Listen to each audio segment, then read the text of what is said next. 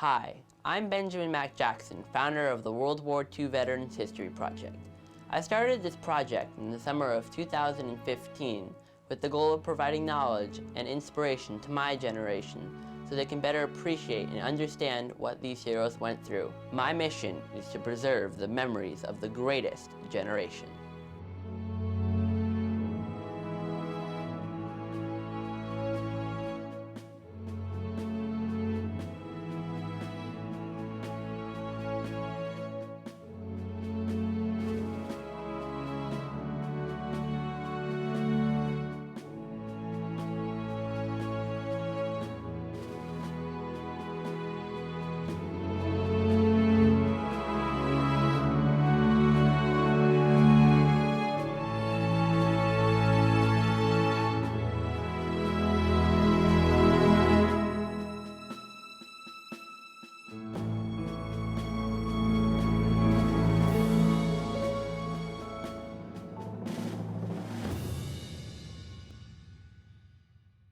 In this story, World War II veteran Staff Sergeant Irving Locker speaks about fighting in 5 major battles in Europe during the war while serving in the 116th AAA Gun Battalion. From landing at Utah Beach on D-Day to fighting the battle for the Remagen Bridge to capturing German pilots and airmen, his exciting story will have you on the edge of your seat. Here's his story. Irving Locker, Staff Sergeant. I'm the baby of 7 children. And we were very poor because my dad was a shoemaker. And during the rain and snow in New Jersey, basically, sometimes he'd bring home $3 for the day for 9 of us. So everybody had to go to work. 2 brothers that were drafted before me. When they drafted me into the service, they were getting prepared for the invasion. And we were drafted into Fort Dix, North Carolina, New Jersey, Fort Dix. And then I was shipped to North Carolina, Camp Davis, North Carolina. And that's where we were assigned to the 116th AAA Gun Battalion. The AAA Gun Battalion, just for your information, stands for, it was anti-aircraft, anti-tank, and artillery. So we could shoot 30,000 feet up into the air at a plane. We had the only ammunition that could go through the armor on a German tank. And if the infantry got stuck in any which way, we could shoot 6 miles over their head to knock out the opposition or convoys or trucks or whatever it may be. My last year of high school, I worked in a gas station.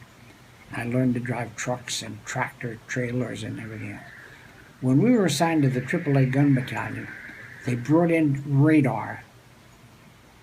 A radar was stationed in a 40-foot tractor trailer. They wanted to know who could drive a tractor trailer. So, of course, I reported to the motor pool and ready to drive a tractor trailer. That was going to be very good for me. A lieutenant walks in, and he must have been 6'2", 6'3", and he looks down at me and he says to me, "What are you doing here?" I said, "I want to drive that tractor trailer." He says, "You can't reach the handles on the doors to open the back of it. Get out there and go to the machine guns." I go to the machine guns, and there's an Italian sergeant there. And he looks at me and he says, "Oh, us little Italians, we got to stick together. We got to run, everybody on my machine guns are Italians, and you're going to fit right in because you're little and you're Italian." And I said to him, "I'm not Italian, I'm Jewish." He used some very bad language at the time. I can't repeat it on that. Go to the big guns. I went to the big guns. And these are 90-millimeter guns, 9.5 tons each gun. And believe me, the guys that are assigned to those guns were pretty big guys. And there were 4 sergeants. Each gun had a sergeant. One of the sergeants was in a hospital, gun 4. All the men that the other sergeants didn't want on their gun, they pushed to gun 4. Where did I go? Gun 4. And I took a look at that. I said, "Oh my God, I'm going to take this gun over. I'm going to learn this gun, and I'm going to take this gun over." And I became a corporal, and then I became a sergeant. In combat, every sergeant who gave me my basic training was under me. Every sergeant that trained me was under me in combat.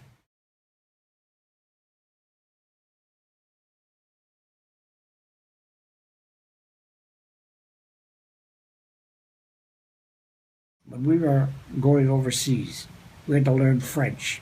You know what we learned? Voulez-vous coucher avec moi ce soir? You know what that means? Will you sleep with me tonight? All the GIs learned on the boat going to France. Voulez-vous coucher avec moi ce soir? So when we got there, they said, "Can you speak French?" Yes, we can speak French. Voulez-vous coucher avec moi ce soir?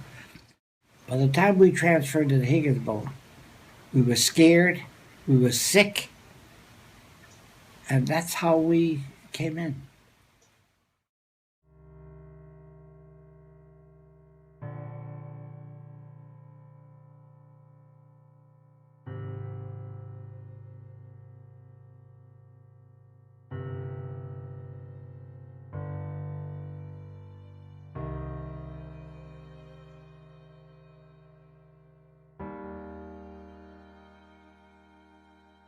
On the Higgins boat, there's a door that drops down, a 6-foot door that drops down. There's 30 of us standing in a row on the Higgins boat.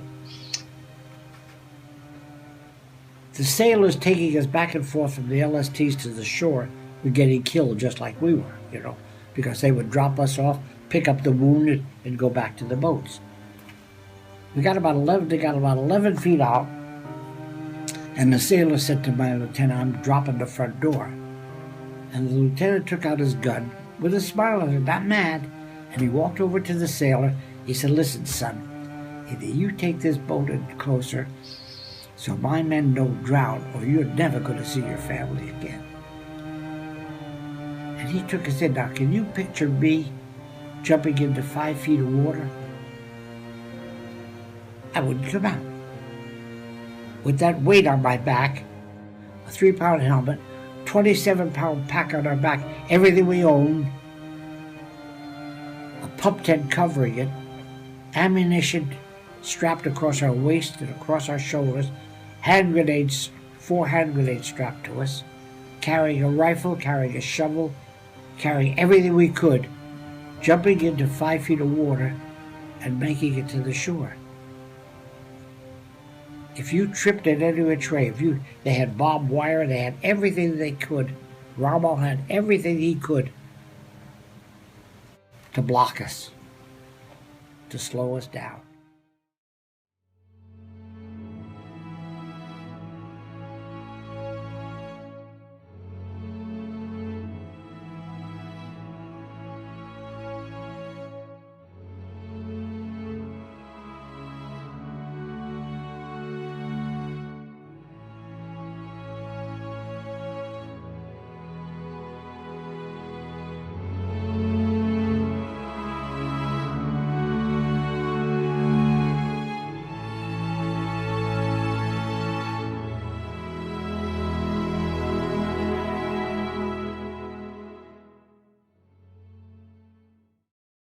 When we went in on D-Day, of course, we had pup tents that we had strapped to our back. The Germans developed an anti-personnel bomb. Picture a 50-gallon drum full of their filings of factories and whatever else they could put in to it. Then they put a detonator on the bottom of that 50-gallon drum. Now, when you drop a bomb, it goes 3 feet into the ground and explodes all the way through. This detonated and went sideways. It went through our trucks, our tires, our men, our legs, or whatever the hell was in that way. So from that point on, we could not sleep in a pup tent anymore. You had to dig a hole every single night. Dig a foxhole every single night and crawl into it. Every time we moved forward, we were pushing the Germans back. In other words, it wasn't something that we couldn't see them. We were actually pushing them back as we advanced. So when we got a march order to go, if it was 50 miles or 40 miles, or we had enough time, that's one thing. But where we had only 10 miles to go sometimes in advancement, every field that we went into was marked Achtung Meinen. As we pushed them back, that means attention, binds in the field. As we pushed them back, they did everything to slow us down, scare us, make us do things that we wouldn't normally have to do. I would have to take a Jeep sometime and run that field and risk my life so that when my guns came in, I could position my guns in a square, 1, 2, 3, 4, so that we'd shoot at a square angle. We couldn't understand how the Germans knew that every time we had a shipment come in, 5 minutes later we got strafed or bombed or shelled. We sent out every patrol we could. We could not understand how the Germans knew. One of my men was up in a tree fixing a wire. Don't forget we had no cell phones. So there were wires that we had to put up into the trees because the tracks would hurt the wire. Was up in a tree fixing a wire. He saw the truck come in. It raised the dust in the road. It was dirt. It raised the dust in the road. When the truck stopped, the dust settled. 10 minutes later, we got shelled while we were unloading. If he wasn't up in that tree and he didn't come down and talk about it to us, I wouldn't be here. That's how close to death we were every minute of the day to do it. But if he wasn't there, again, I wouldn't be here. So from that point on, no trucks could come into the field. They would have to stay on the main road. We would take our trucks, go out to the main road, unload them, bring the supplies into us. When we went into anti-tank, my captain came to me and said to me, "You're going out on anti-tank. And the reason you're going out is because you're Jewish. And if anybody's going to fight like hell, it's going to be you, because you're going to be dead otherwise." Now, we had 3 minutes or three shots, basically, at that tank. We shot at the back of the tank, basically, as he passed by.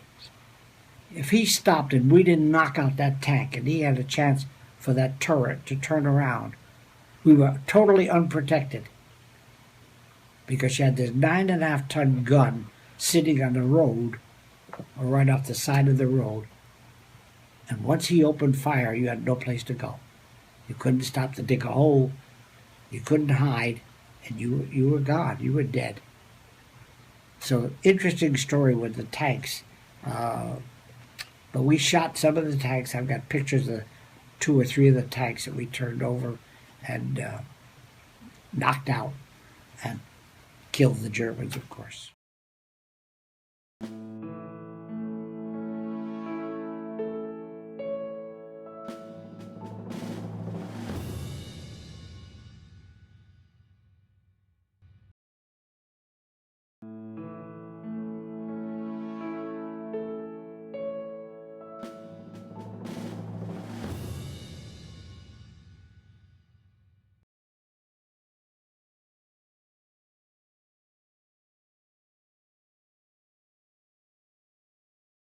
It was the worst battle of the war.